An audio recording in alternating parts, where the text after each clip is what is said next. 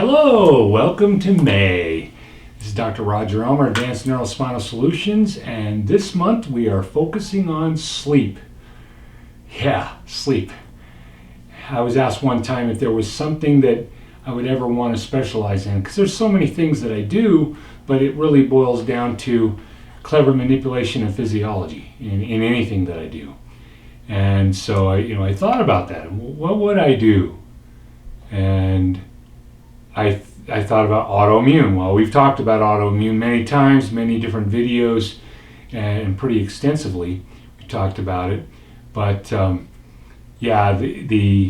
autoimmune is about 60 to 80% of my practice at any given time, because by the time patients make it to me, their system is so broken down that now the nervous system doesn't know how to control the immune system, and the immune system is run amok and it's starting to kill the patient.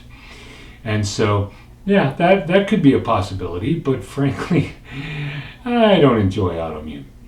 But I do it because it needs to be done. And usually autoimmune is just one piece of the problem, and it's one of the last things that attack them, in the process. But what would I do that would be 100%? 100% would be sleep. 100% of the patients that come in to see me are having sleep problems in some way. And what's the question about sleep? There are all kinds of questionnaires and there's all kinds of theories. But let me tell you the one that I think is the most valuable. I asked the question, when you get up in the morning, when you wake up in the morning, do you feel full of youthfulness, energy, strength, and vitality? Or are you dragging your tired old bones out of bed? If you're dragging your tired old bones out of bed, your sleep sucks. It's not productive. It's not doing its job for whatever reason. And there are many reasons, and we're going to talk about a lot of those things. We're going to talk about sleep. We're going to talk about where it comes from. We're going to talk about little games that we can play that will help you possibly get to sleep. We're going to talk about a lot of those things. And what's interesting about sleep in any given patient is I never know where the problem is going to be. I know where the problem gets precipitated, but I don't know what all the factors are that are involved in their individual sleep pattern problem. So sleep is this month. I'm very excited for it. We'll be discussing things that you can do. I'm going to give you one right now. Right now I'm giving you the hyperventilation system.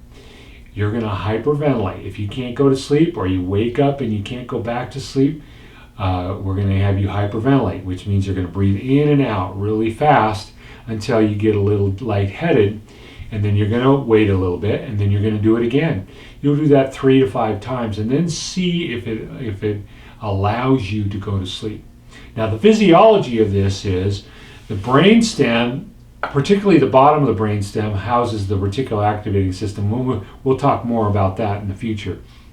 But the reticular activating system is down in the medulla and pons, but the mesencephalon at the top, or the midbrain at the top, it can get irritated, and it drives the sympathetic nervous system.